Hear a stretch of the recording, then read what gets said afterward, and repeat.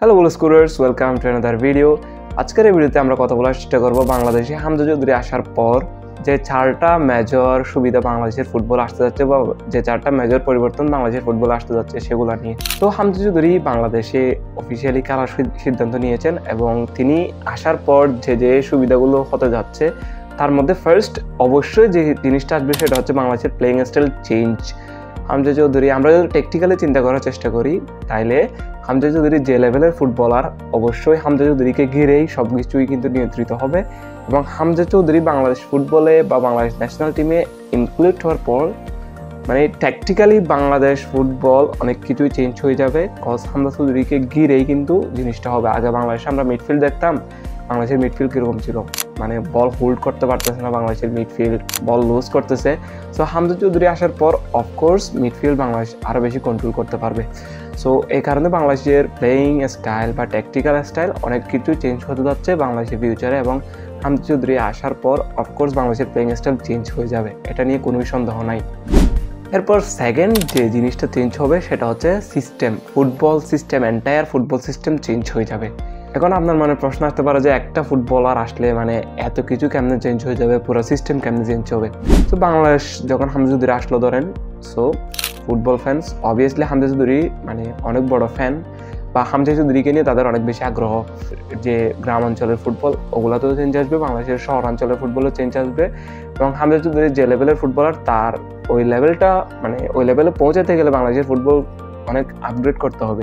So আপগ্রেডের যে process ওইটাকে আমি মূলত বোঝাচ্ছি যে সিস্টেম চেঞ্জ। সো ওই আপগ্রেড বা হামজা চৌধুরী যে লেভেলের ফুটবলার তাকে ওই সার্ভিসগুলো প্রোভাইড করার জন্য যে জিনিসগুলো লাগবে ওগুলো এনশিওর করতে হলে আপনাকে অবশ্যই সিস্টেমগুলো চেঞ্জ করতে হবে। সো এটাকে আমি বোঝাচ্ছি সিস্টেম চেঞ্জ এবং ফুটবল ফেডারেশন যে পলিটিক্স আই হোপ অনেক কিছুই কমে যাবে। এরপর তার যে জিনিসটা পরিবর্তন হবে এবং আমি পার্সোনালি সবচেয়ে বেশি আগ্রহী বা সবচেয়ে বেশি এক্সাইটেড যে জিনিসটা নিয়ে সেটা হচ্ছে লিগ চেঞ্জ। লিগ ফরম্যাট বা লিগের যে সিস্টেম ওটা চেঞ্জ হয়ে যাবে। বাংলাদেশে লিগ চলে অবভিয়াসলি এবং আপনারা অনেকে হয়তো জানেন না যে বাংলাদেশের ফুটবল লিগ চলে। সো বাংলাদেশে ফুটবল যে লিগ চলে ওইটা মানে ইন্টারন্যাশনাল স্ট্যান্ডার্ড তো দূরের কথা, মানে এশিয়ান স্ট্যান্ডার্ড বা একটা নর্মাল যে লিগ ওই স্ট্যান্ডার্ডও বাংলাদেশের ফুটবল লিগ মেনটেন করতে পারে না। কখন লিগ শুরু হচ্ছে কখন শেষ হচ্ছে কোনো ঠিক ঠিকানা নাই এবং এগুলো নিয়ে আমি অনেক আগেই ভিডিও একটা বানিয়েছি, দুইটা ভিডিও বানিয়েছি মেনলি। সো বাংলাদেশের ফুটবলের বেহাল দশা নিয়ে তো ভিডিও আছে আমার চ্যানেলে, আপনারা চাইলে দেখতে পারেন। সো আপনারা বুঝবেন, ওইটা দেখলে আপনারা বুঝবেন যে বাংলাদেশের মানে লিগ ফরম্যাটের কত বাজে অবস্থা। সো বাংলাদেশের ফুটবলে যেহেতু হামজা চৌধুরী আসবেন, সো হামজা চৌধুরী খেলেছেন ইংলিশ প্রিমিয়ার লিগে। সো আপনাকে তো হামজা চৌধুরী বাংলাদেশ ন্যাশনাল টিমে খেলতেছেন, আপনাকে এমন একটা লিগ বানাইতে হবে যেটা ইংলিশ প্রিমিয়ার লিগ তো অনেক দূরের বিষয়, মানে একটা মিনিমাম যে লিগ চলবে এটা আপনাকে গ্যারান্টি দিতে হবে। সো হামজা চৌধুরী আসার পর অবশ্যই লিগের অনেক বেশি চেঞ্জ আসবে এবং অনেক ফুটবলার, ভালো ভালো ফুটবলার বাংলাদেশ প্রিমিয়ার লিগে খেলতে আসবে, এটা অবভিয়াস। কারণ Hamza Chowdhury impact, global impact থাকে, একজন ফুটবলারের ইন্টারন্যাশনাল স্টারের গ্লোবাল ইম্প্যাক্ট থাকবেই। সো অনেক ফুটবলাররা আসবে বাংলাদেশ প্রিমিয়ার লিগে ভবিষ্যতে। এবং এরপর ফোর্থ যে জিনিসটা চেঞ্জ হবে হামজা চৌধুরী আসার পর এবং যেটা আমার কাছে মনে হয় যে সবচেয়ে বেশি গুরুত্বপূর্ণ চেঞ্জ হওয়া, সেটা হচ্ছে বাংলাদেশের ফুটবলারদের মেন্টালিটি। বাংলাদেশের ফুটবলারদের যে কি মেন্টালিটি, মানে এগুলো ভাষায় প্রকাশের মতো না, এত চিপ মেন্টালিটি। ধরেন বাংলাদেশ একটা গোল খাইলো এবং এখন চলতেছে 80 মিনিট, বাংলাদেশের ফুটবলারদের মেন্টালিটি এরকম যে তারা কামব্যাক করতে পারবে না, তারা ধরে এনে 80 মিনিটে তারা ধরে এনে তারা কামব্যাক করতে পারবে না। তো এত চিপ মেন্টালিটি হলে মানে আপনি কীভাবে ম্যাচটা জিতবেন আমাকে বুঝান। সো মেন্টালিটি চেঞ্জ হবে হামজা চৌধুরী আসার পর, কারণ হামজা চৌধুরী অনেক বড় লিগে খেলেছেন এবং তার প্রেশার সিচুয়েশন হ্যান্ডেল করার এক্সপিরিয়েন্স রয়েছে এবং এই কারণে বাংলাদেশের ফুটবলে হামজা চৌধুরী আসার পর তার সাথে ওই লেভেল মিট করার জন্য ফুটবলাররা অফকোর্স ট্রাই করবে এবং এই কারণে বাংলাদেশের ফুটবলারদের মেন্টালিটি অনেক বেশি চেঞ্জ হবে হামজা চৌধুরী আসার পর।